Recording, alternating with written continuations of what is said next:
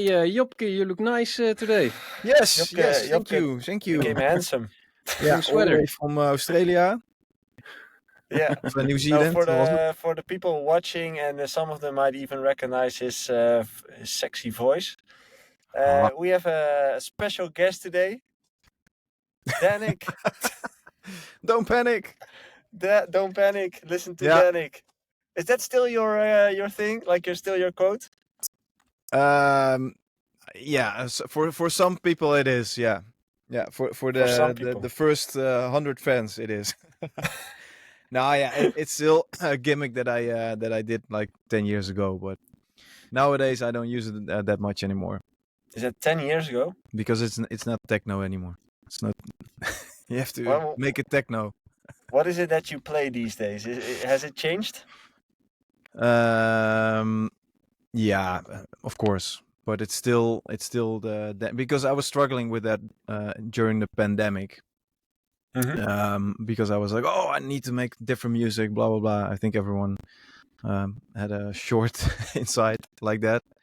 But then I was like, I talked to a lot of promoters. They were like, no, we book you because we know what to expect, blah blah blah. Of course, your sound evolves, but it still is the energetic Dannic sound. And when I played the Rose Garden stage at Tomorrowland, I think it was right after the pandemic, and it was kind of a classic stage. And the set that I played there, I gained so much energy back from that, just because, and inspiration as well. I was like, what am I doing? I should just focus on this high energy. I don't know how you call it, like big room groove or whatever, or progressive. Anything that I played there, it still works and will work in 10 years, I guess. Obviously with some 2024 sounds and all that kind of stuff. Some AI tools. Some AI tools. It's actually because what I like cannot sing. about you, Dan. You're one of the few guys who always maintained a big chunk of your original sound. I appreciate that. Yeah, I like to, signature thank sound. you. it is. And you see but a lot of some say it's stubborn, maybe. I don't Could know, be. but I think the same goes for you guys. I think if I think of Bassjackers, it's still Bassjackers. Oh, God. Yeah. Call Jay Hardway. Somebody needs coffee. I already had two. Yeah. No, but I think the same goes for you. But it's still, even if you have more like a techno sound of techno kick or something that sounds more like 2024, it's still you, and I think that's really important. Well, you can't fight the evolution. It's ongoing. We notice it a lot in our comments.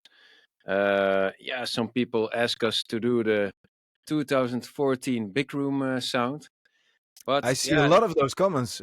but it was 2014, and maybe at some point I might still think, well, fuck it, let's do it, because basically what I'm doing in the studio, I think the same goes for you. I just make what I like. I'm not gonna make something that I don't like. If I have to do that for 4 months, man, I would go crazy. Of course. But yeah, for those who have the comments, shit evolves, and of course there is this sometimes this new thing comes along, and sometimes you just let the bandwagon go by, and there are those few moments or types of music that you think, well, wow, I actually like this. And for us, or you just take some elements from things that you like and you implement that. And I think a lot of people that say they want the good, it's like the golden era, right? What they call it. I think it's just the feeling that they're trying to explain. It's not like I want an exact copy of a 2013-14 song.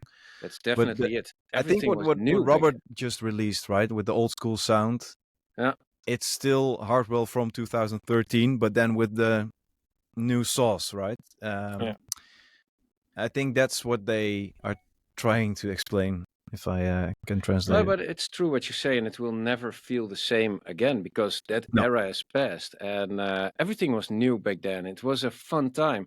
I still remember going to Miami, and those first few times Miami for us, the first time was, I think, 2012, and then 2013 and 14. you could see the streets and everybody was all dressed up, ready, totally EDM, Yeah. And at some point that mellowed a little bit down, and then the VIP clubs became a little bit more popular, and people started to dress nice instead of crazy. Nice. And but yeah, it was just this phase, and everything was so new, and everybody was exploring, And that's something you cannot recreate. You cannot do it with the music. You can dress that way and go to a party, but it would just be silly, It I was think you that hit the phase, nail on the that head time. with that everything was new. It was an upcoming trend. It was the big bang, especially in the States at the time. I think even for us as DJs, like everything was bigger and getting bigger and bigger. You could play like a demo for 30 seconds and people would go crazy on it, and also the hype on the internet was different. Oh, damn.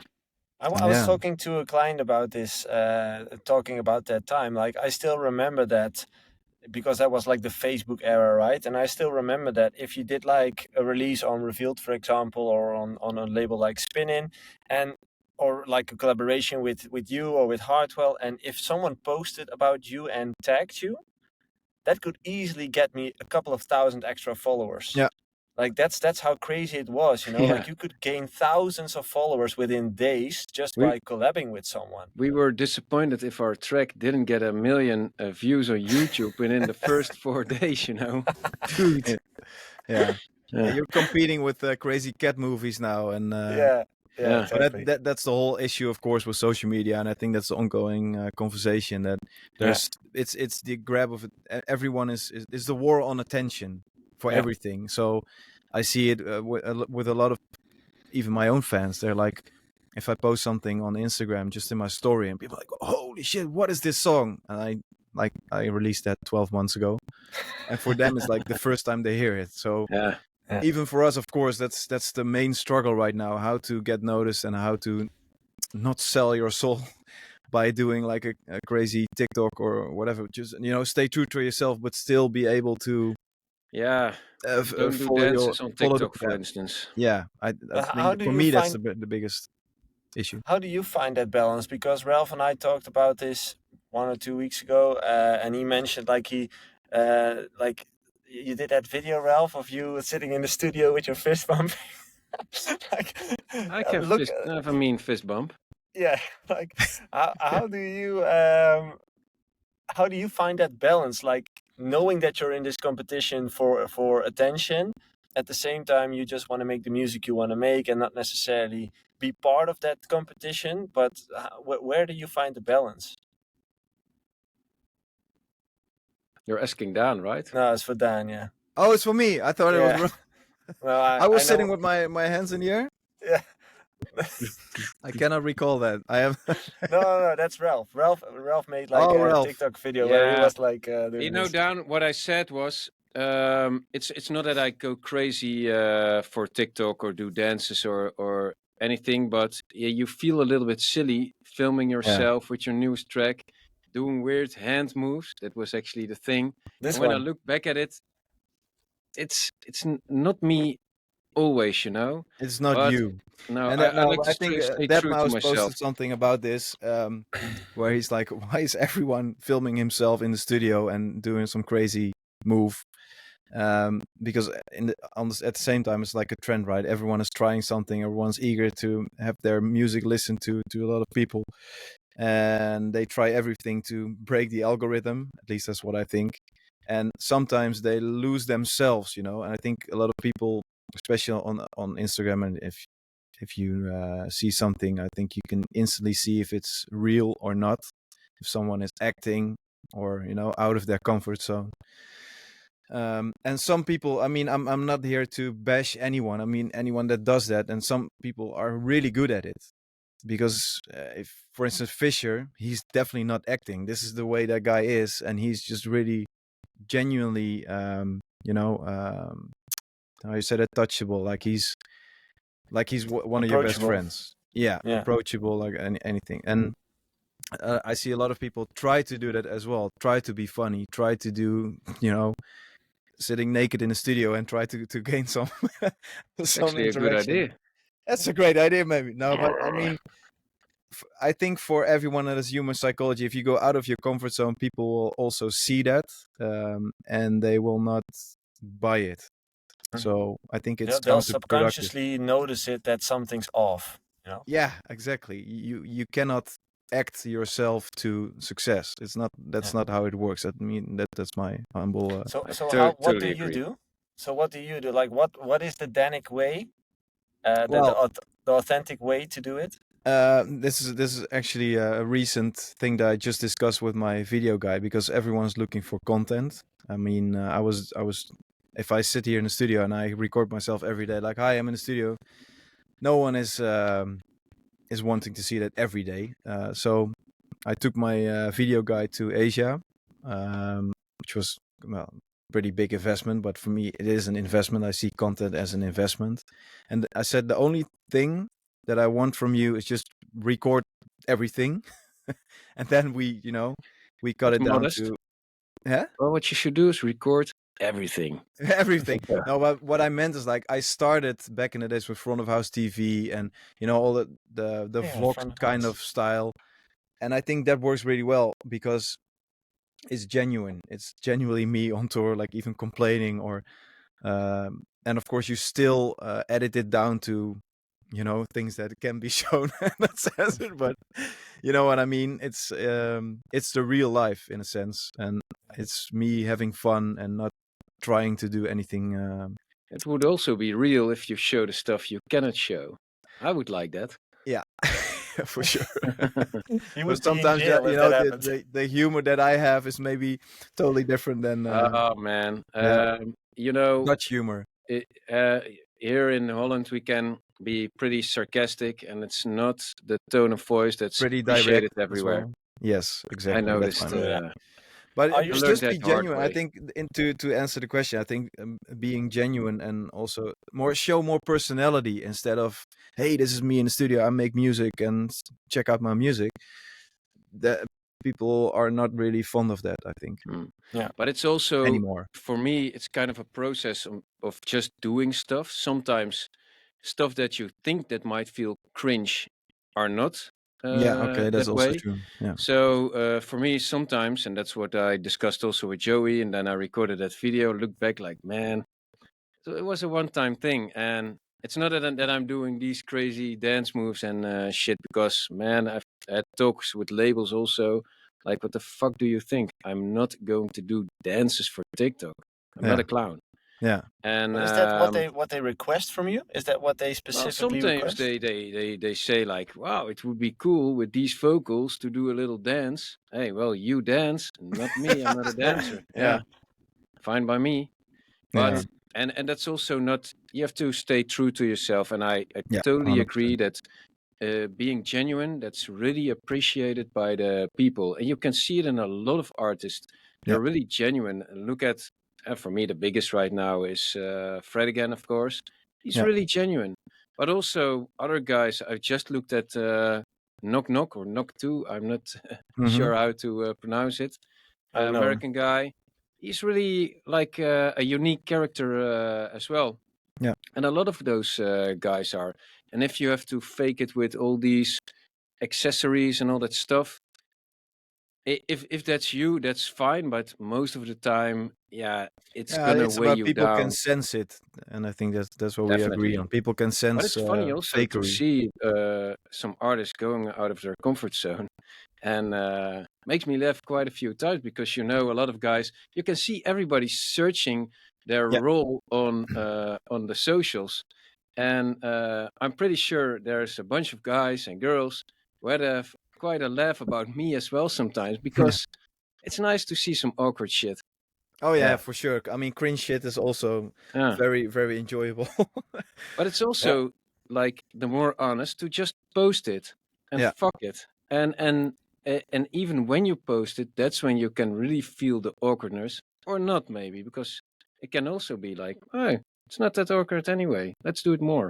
I think James Hype, he did this Q&A on Instagram, and this was one of the answers that he gave to people. Like, one of the questions was like, how do you select the content for or how do you keep up with content? And he's like, I don't decide on the content, you guys decide on the content. So even if he's not 100% sure, he will just post it. At least that's what he said. And because he's like, yeah, even my art or his music, he said, I just throw it out there. And then, of course, there will be a lot of people that don't like it, but maybe more people will like it. So it's like that ratio. He's also such a genuine guy, and I actually like his approach of being an artist, putting his stuff on SoundCloud as free downloads. I think he's a really cool.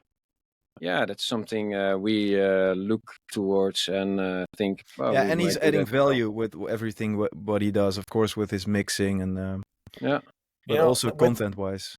With that whole content idea of just getting posting it and putting it out there, like I would completely agree with that, because I do believe that's the way to do it. It's fully authentic.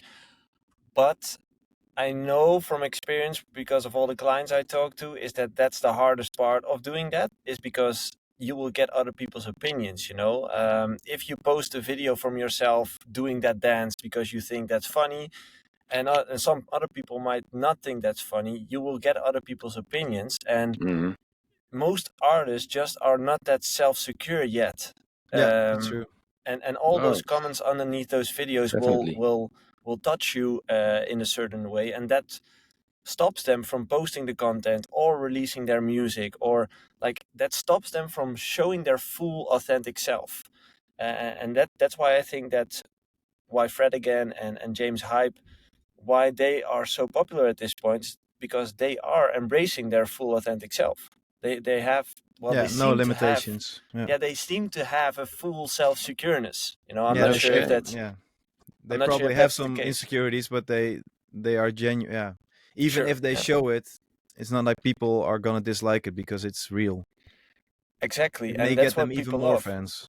Yeah, that's what people love. Like I think we live in times where we want to see real people, and where we want to see people who open up and show who they are, instead of remember the time where what we talked about, 2014, 2015, you only saw the same big stages with fireworks, and that's the only picture you saw of all the artists, like same picture, different artists. That's a one size fits all. And I kind of feel like we live in an age where people are done with that image, and we want to have authentic versions of people and not a one size fits all. Yeah, in a digital world, more and more people are looking for organic, natural. I think that's also organic. True for food. Don't panic, go organic. Wow. I'm gonna write some notes down for this one. Yeah. What a Dannic 2.0. We should start a marketing agency with the three of us. Dannic organic. There's something here, man. A little bit of greenwashing. By the end of this podcast, we'll have it. No worries. No, well, yeah. But and you, Rolf, how are you and Marlon doing everything now? Is Marlon on the same side? Because Marlon is more like the show guy, of course. Yeah. And the funny thing is that Marlon has more a difficulty adjusting to the whole social media thing. He's, I was recently discussing with him. You remember, of course, Nope is Dope era, and the whole. That's even before. That's 2010, 2009, something like that. And he did more tricks with his as a DJ. He did more tricks, more looping, all that kind of stuff. Yeah, and that's totally phased out. And what I see now also on the socials, because that's also nice of all the socials, it can actually influence you to do other stuff, which is actually really cool. Because I was talking to him also, I saw some guys doing loops on stage, and it looked really cool as well. It's James Hype does it all the time. Do you mean the turntablism, like the looping of the song and stuff, like the DJ and skills? Then using your third table as well for a vocal or something like that. You just name it. It can be a simple trick, but just tricks, not just mixing the records together and then be done with it. And that's when we started to have a conversation, like, why don't we do that anymore? You can do that on stage still. Why not? And then he said, yeah, that's actually thing. I don't do that anymore, and yeah, I totally phased out of my system. And then we started discussing like it's not only cool for the content, but it's just cool for the show as well, you know. And I think that's a cool way of the socials influencing you to do cool stuff again. I mean, it is a show eventually. Let's make it a show as well. And I actually like there's some pressure on you as an artist or however you want to call it to make it entertaining and to step out of your comfort zone, which makes you grow, to make it a little bit influence shit. But yeah, so yeah, that's what we talk about with Marlon. And Marlon, yeah, he actually gets a little bit how do you say it? Excited, not excited, but the other one, Enthusiastic. nervous. Like, oh No, shit, oh, I yeah. have to do that again, you know. And of course, for him it's different because I can record myself in the studio, and when it's shit, I can do it again. But if he's on stage and there's 5,000-10,000 people looking at him and he fucks up, you know.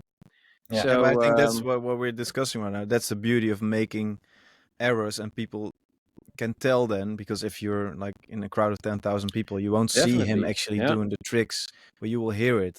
Even yeah. if he's like, not completely mixing on point, then people No, are and like, it oh would be wait, also this guy's cool to actually, own up to your mistake, you know, yeah. and that's the honesty, and but that's also what we talked about of the you are being watched, so you feel a little bit of a shame thing, or your ego is in there. I don't know what. I'm not a psychologist. It's Joey's work, and but yeah, he actually, that's the fun part of it. He has more of a hard time adjusting to it than me. But yeah, we are really busy with it, and really also, yeah, I'm an old dude, and I browse on TikTok quite a lot, and my my biggest algorithm is hard techno. How Nice. cool is that? But I think it's always also for Marlon. I think if I see him on stage, he's always jumping. He's, Yeah, and doing the CO2 gun. He's, of course, using the mic as well. That's something he's he active. didn't do before. No, At least not what I was touring with him in Australia back in 2013. So he had I was quite a mixing. hard time adjusting to that as well back then. Exactly. So I think Yeah. he like, okay, I'm either going to do a lot of mixing tricks or show that I'm a real DJ, or I'm gonna be here on stage jumping and entertainer. entertaining the crowd in a Yeah. different Yeah. way. I think you have to balance that. That's what Of I really course, struggle. and I'm that this is always the ongoing discussion with everyone. Like, will the crowd notice it? Will they even care? I would say it would be nice for Marlon to show that he's an experienced DJ and not just an act. Mm. Of course, but a good balance between that without losing his stage presence, because Yeah. that's not some. That's for me. It's the other way around. I like doing all kinds of tricks and stuff. I know. And I always, a lot of people told me, why aren't you like James Hype? Why don't you show that more? I'm like, yeah, you're completely right. Maybe I'm too shy about that, but I'm the other way around. I don't like really jumping on stage. If I do that, I'm either drunk or I'm high on adrenaline, but it's not something I would normally do. I'm usually more comfortable here in my studio. Yeah. But you started out as a DJ, right? Or did you start out as a music producer? Yeah, so I started out as a DJ and also on weddings and all that kind of stuff, but just in a local bar in Breda. And I got taught by one of my best friends, Servi, and he's like an insane good open format all-round DJ. So he would mix up like a Dutch song of Jan Smit together with Michael Jackson and all that kind of stuff. That Now works. it's, I would say, even easier because we have the technology, with the pioneers. You can do even more than back in the Yeah. days. But he was already doing that with DJ gear was I don't old think school. a lot of people know that, but for me, a lot of Dutch DJs, you're one of them, Dannic, are truly the best DJs out there. They've made so much flying hours. I think Dannic also, when he started out, you did 3 shows a night from Thursday until Sunday. And I think people really underestimate the level of quality of the Dutch DJs. And there are so many, like Afrojack, really good. Sidney Sampson, dude, he's amazing. Robert, you. Marlon also, he's a really good DJ. Marlon, but same goes for all those big DJs. And I think Afrojack does show it sometimes, but with those big shows that they do, even Robert, he's an amazing DJ. He can mix hip hop like crazy, but he won't show that on like the big stages because he's doing everything with the visuals and everything is synced. So But for me, when I was going from the bars and being an all-round DJ to this more like house stuff and producing my own music, I was bored because it was like 1 minute intro mixing and then 1 minute outro. I was like, how can I make this more interesting? So I started, doing the all-round open format kind of stuff that I did in between my shows. And a lot of people noticed that and they liked that. And of course, that's kind of how my whole career started, because I won a DJ competition, which like kind of kickstarted everything. But I didn't know that. That's actually cool. Dance Tour in 2009. Dance Tour, they had all these things. Yeah. One thing I'm curious about, which you mentioned in the beginning, is like you kind of rediscovering your own sound at the show at Tomorrowland, where you kind of got the confirmation for yourself, like, hey, what am I doing? I should just keep doing what I did,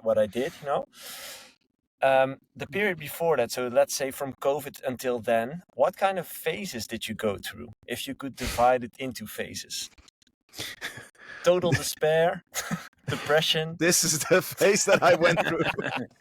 Like it was dark. It was... it wasn't a good phase. But in the end, now, when I look back at it, it was one of the best phases that could happen in my life. Because before that, I kind of went on automatic pilot. And I don't mean that I wasn't enjoying it anymore. It was just like everything was going on autopilot. I almost took everything for granted, I noticed that the popularity was like kind of declining a little bit. And of course, I had to refine myself again. Because all the people that were a fan since 2013, after 4 or 5 years, they become older. They like more different music, etc. So the hardest part, from an artist perspective, is to how do I get those young people to also listen to me and like me again. And that's where I kind of went into overdrive mode, into overthinking everything. And of course, for me as a DJ, I really miss the live shows, because that's where I get my inspiration mainly from. I think the same goes for Ralph and Marlon, where Ralph is, of course, always in his studio. Of course, he likes TikTok. He sees some trends on TikTok.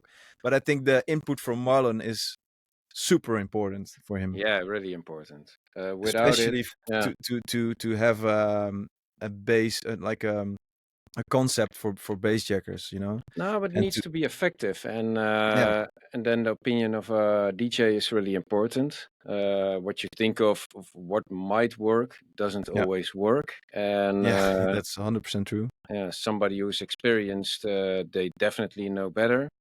Of course, sometimes we disagree, and then there's 2 versions, but he eventually just plays the one that he likes, and that's 99 from the 100 times the best version to play, because he just knows better. And for me, that's really important for the dance floor. I think if he would ask you for more like radio or stream or whatever, I think you would be more on point. He doesn't even care.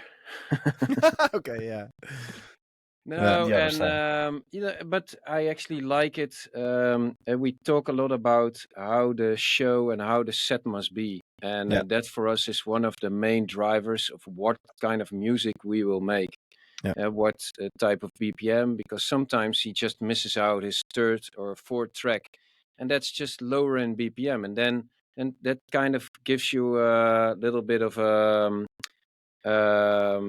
a barrier in which between you have to search, okay, this is what I'm going to make. and it defines your approach, and that's how we work. And I really like how that works, because sometimes if it's like an open book or an open slate and you can do everything you want, it actually can backfire, that you just don't know, because you can do anything. Mm-hmm. Yeah, you And get distracted. You lose It's focus. the abundance of choice. yeah, sometimes that's nice as well, and just to make music for the sake of making music, and that's where you actually do the most fun stuff also. But it's just, I don't know, I experience that as draining, because yeah, you have so much choices, and yeah, I actually like making a specific track for somewhere in the set, and yeah, that really helps out. I think that's why But our music is our music. is that something Marlon asks you to do? Like, hey, I need something like this in my sets, or is it something that you go, or like, okay, how can I make this set better? Like from the No. producer We talk perspective. about it. Yeah, we really talk about it. And sometimes I hear him play, and I say to him, "Dude, why do you play this track?" Yeah, he says, "I like it." I said, "You're the only one." And let's switch it up, and then we go talk about it. And then sometimes it's nice to have a little bit of a discussion then about the type of music that he plays or he wants to play. Um, and it's also hard sometimes, because you do the club plays and you have the festival plays, which are, in my opinion, totally different. Yeah. And sometimes when I hear his club sets, I hear him play records of 4 or 5 years old. I'm like, dude, come on, man, let's switch it up. But for him, that's nice. He just those are at the beginning of the set Yeah, usually, of course. and I can imagine also him getting into his comfort zone and having something familiar in there. So I agree with that. Yeah. Because you're familiar with it and you're like, okay, this is a club. They always work those tracks, you know. Exactly. And there's nothing wrong with it, and it depends on which area or which country you're playing, because I noticed, you know, depending on the country, sometimes people are not as educated as you think they are. So you musically educated. Yeah, you naturally play some more classics. At least that's my. And in the end, of course, it's about or rave or. Yeah, but in the end, it's the balance between educating and entertaining the crowd. Because I would love to play only IDs the whole set, but it's not going to work, you know. No. It's sometimes 2 for them, 1 for you, or 1 for them, 1 for you. Yeah, and you that's great. Yeah, but I can also imagine it's also like a lot of people are just in the club or are at a festival to have a great time, and they're not really into dance music per se. They like it, but they're not. They don't even know the DJ who's playing. To be really honest, you know, sometimes people just go to a club because cater to them as well, and it's a totally different story when you play. I really like the Verknipt parties right now, or Rotterdam Rave, or all those kind of stuff, and that's a totally different thing, because the people who are there, they are really invested in the music. They know who's playing and what they are playing. They do the dress up shit again, which I really like, and it's makes rave me culture, think right? of that makes me think of the 2014-15 times. I mean, they are wearing clothes like, ooh, goes far for me. Cannot see myself in that. Yeah. And but I really like it. I like seeing it. I like hearing it, and that's different. But for us, we're a little bit more mainstream. Let's call it like that. And then you have to sometimes also cater to people who are not invested in dance music or music at all. They just want to have a good time. And yeah, who are you to not give it to them? I have a good example, because I played Lake Dance Festival. I think it was 2000. Was the first year that it was again? What was it? 2020. 22, then, I think. 22. Yeah, we did we did it last year. It's a nice festival. It's a super nice festival. I like it. I played it a couple of times, and that year I was playing after Funkerman, who's like one of my all-time idols, right? And I know he's a good friend of mine as well, and he obviously plays house, like real house. so 122 BPM, whatever. And I was playing after him, and then after me was, I don't even remember who, but I was like, it was almost the middle of the day, like 2 p.m. somewhere, afternoon. The sun was out, it was super nice, and I was like, yeah, I can come here and start with my big ass festival intro. But I was like, no, I'm gonna, because I like to play housey as well, or more I like tech house, but then of course a little bit more energy than what Funkerman is playing. So I played that whole set and was super nice, and people were vibing, etc., etc. And then I obviously uploaded some things on my stories, and I got one message from apparently a fan, and he's like, he was a Dutch guy, and he's like, "Yo, I don't know what happened, but this set was so bad, blah blah blah, and this is not the Dannic that I like, and I'm unfollowing you." Yeah, and yeah, obviously from his perspective, I totally get it, because if you come and you want to see your favorite DJ and he's playing a different kind of set. Yeah, But in the yeah. end, I was like, okay, but if you're really a fan, you know that I play sometimes, I adapt, and there's a range of Dannic, there's more housey Dannic towards the big room stuff. Definitely. So this was like managing expectations, but I didn't manage it quite well, I guess. But it still got to me. Like, I was like, fuck, Yeah, exactly. And because that was one of the first festivals I did after the lockdown, so I was even more depressed. I was like, fucking hell. Yeah. And I was really happy with my set, because and a lot of people liked my set. They were like, oh, nice, more housey, very cool. Yeah. Then I was like, it still got to me, and this made me insecure even. I was like, what to the be hell? honest, if how you say it, for me, you actually did a really good job feeling the people and feeling the vibe. Yeah, it but would, from a fan perspective, it's they want to hear those classic Dannic. They want, but I can also imagine if it's a 2:45, you're not gonna blast out. What did you do with Hartwell? Survivor was a big one. Yeah, something like that. Yeah, just the big ass big sounding tracks. No, EDM it wasn't. songs, I wasn't feeling that was the right time. But of No, course, no. you could say like, okay, but yeah, you're the artist, so they're expecting to hear at least your top 10 on Spotify or whatever. But when I was younger, by the way, I had this mixtape of Funkerman. Yeah, man, I played it so freaking much. Yeah, the Insane. Snackers time, man. Ooh, And the flamingo sound. I don't even know what it was, but I played it a lot, and I can especially.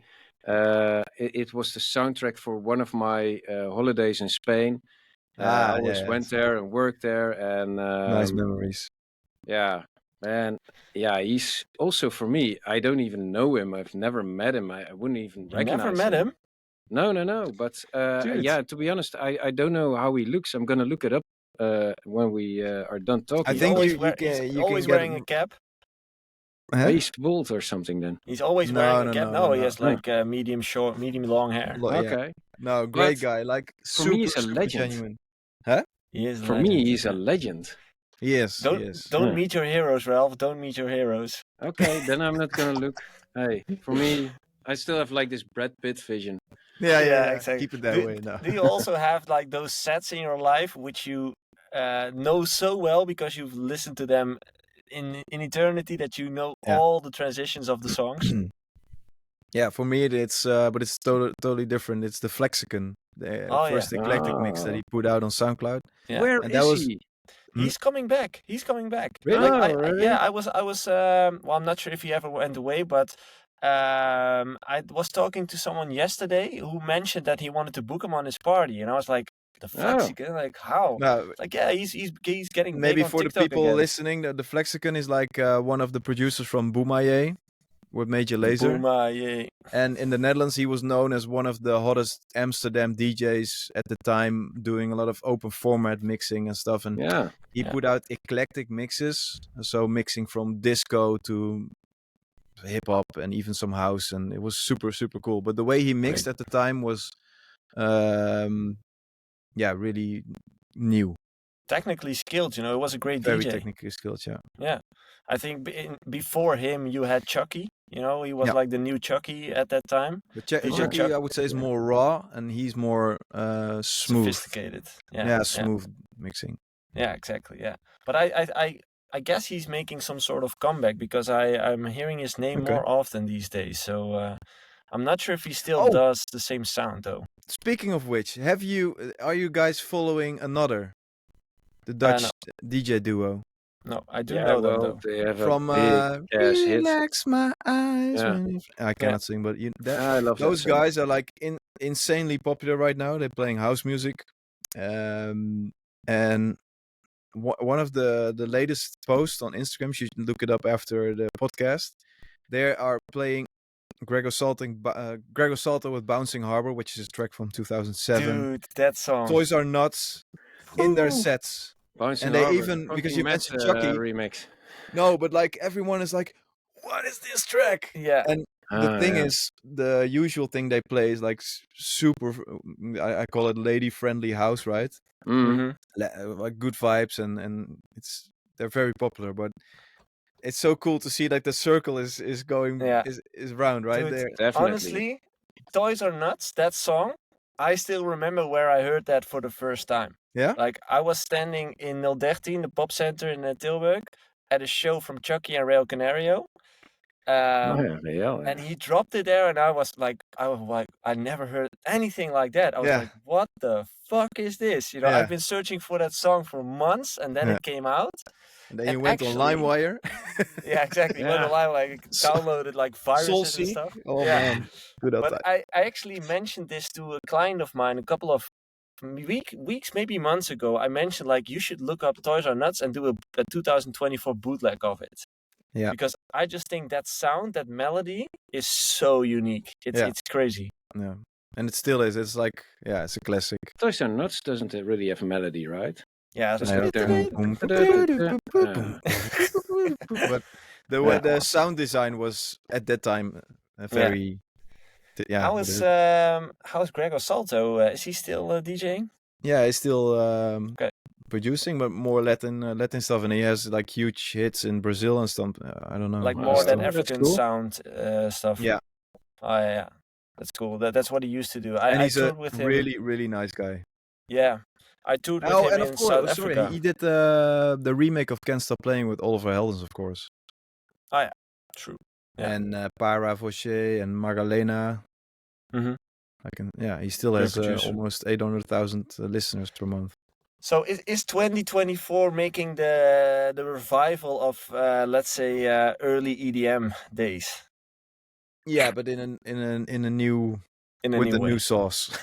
I hope. There's just so much going on right now. I mean, like Another, I really like those guys. I always like the parties. It's really what you said, good vibes. There's no art stages. But you also have guys like Malon Hofstad, who do a really cool 90s revival thing, and DJ Daddy Trance, which I really like.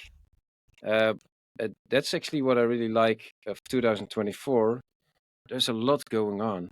I think, but it's not only there's a lot going on, but everything is mixed together. I mean, also John Summit is playing like Maddox's tracks on 140 BPM. He plays like you know, so all the boundaries are gone almost. I feel like it's more and more mixed than ever. And of course, like I think Robert, for instance, he wasn't expecting Charlotte DeWitt to play one of his songs, you know, because so everyone is picking stuff from everywhere, and also the BPM is changing, of course. But maybe it's more like an experimental phase because like everyone's kind of lost, you could say. So everyone's trying new stuff to find the new thing. Yeah, I don't think people are lost. I think it's really clear of what everybody's doing. And hey, you're saying John Summit and Dom Dolla, and we talked about this 2 weeks ago as well. That's the only thing that's really clear for me. The BPM has gone up quite a bit. Did you see the comments on that post, by the way? A lot of people engaged with that post. Yeah, I saw it, and most of them they liked the 128. Yeah, right? They used to play 128, and now it's more like 140, 50. I don't know. Okay, yeah, because I saw it in the early stage, some of the comments, but I didn't follow through totally. So what was the conclusion? top of my mind, the conclusion was that most people turned up, as in play higher BPMs these days than they used to do. Yeah, and that's for us also totally noticeable all across the board. If the John Summits and Dom Dollas of this world play 140 BPM, what to expect next? Mm-hmm. And you see the hard starters going 200 BPM. 200? What? That's weird. Am I still here because you guys are frozen? Just you're still there. Hey, play in guys. half speed and then mix it with hip hop. Like that's what I said, Dannic. I actually like it just better. Mix Fatman Scoop in hardstyle. Do it. No, but it's a more natural speed for vocals. 150. Then 128 is a little bit just in between stuff, and it can totally work as well. But it's kind of harder to fit in than 150. For me, that's for vocals really feels natural. Yeah, it still depends on the song. For me, I'm also making a more melodic track right now, and it wouldn't. I wouldn't feel it at 128, but now 130, I'm like, okay, this is it. Yeah, but I usually do 128 still, and then I decide if I up the tempo or not. But I start on 130 always my sets. Okay. Sometimes it's weird that just 1 or 2 BPM can make such a but totally have you noticed feel. that when you're tired or when you have a hangover, if you listen to music, it's like it sounds so slow. Yeah, like your brains are slow. Yeah, it's true. But when I stopped DJing, 130 was kind of the ultra max at that point. Yeah. And now it's the starting point. How was you played a DJ set, right, Joey? Yeah, half a year ago, which was fun. But I can't really say that it triggered me to do it again. But it was fun to experience again. And where did you play? And what did you play?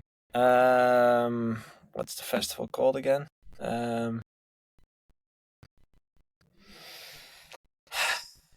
It's on the tip of my tongue. Yeah, it's a pretty big festival in the Netherlands. But I played like a small stage, which was kind of fun because there were like old school fans as well. A couple of them who really came for me because they noticed that I played again. It was just 5 people, but still okay. Yeah, that doesn't matter. It's 5 people. Yeah, so that was fun to experience, and it was just fun to kind of make the circle round. Being back on stage, being fully comfortable with it again in a different life with my new pressure almost, or with my new girlfriend. My brother came with me together with his girlfriend. Like it was just a whole different experience from the last times I did it. So it was fun to experience it and to make the circle round. Nice. Yeah. Listen, guys, I have to go. I have to get into the car. Where are you it's going? Been really fun. To the office. Ja, waar ga je naartoe, jongen? Yeah. I actually do have meetings, Ralph. I have coaching sessions. But it's all open here. Also for the people who listen, it's an open book and no secrets. Yeah, it's an open book. No secrets. I have a coaching session at the office right now in 35 minutes. And right now I'm in Breda, so I'm close to Daan. Oh, yeah. You should have come here. It's like next to me. And it's about a 30-minute drive, so I have to get in, otherwise I'm late, and I hate being late. That's good quality. Yeah. Hey, and I mean, Jopke comes back at some point. The 19th this week. Do we keep Daan or Jopke? People can vote on it. Do we have a vote? Let's vote on it. Voting. You can also switch me for Jopke or Joey. People can make. You have to pick 3, and one has to do something else. Can we do 4, or is it maximum of 3? Here? No, we can do 4. We can invite you anytime we want. So why not? It's fun. Well, I'm open to anything. Cool. I liked it. Will do. That was fun. Me too, Daan. It was great having you here, and great to speak to you again. For the people also who are listening or watching, Daan asked us, is there something we're going to talk about or whatever? We don't prep. We just turn on the play button or the rec button and go with it. And we go. So the first words me and Daan and Joey exchanged were really the first words. So yeah, exactly. We're so genuine. That's what we like to do. Remember what you heard authentic. first. Yeah. So authentic, yeah. True. Okay, guys, I have to run. Have a great day. Daan, thanks for taking the time. You Boys. guys, you guys have a good time. Howdy. Thank you. See Have you a good day. later.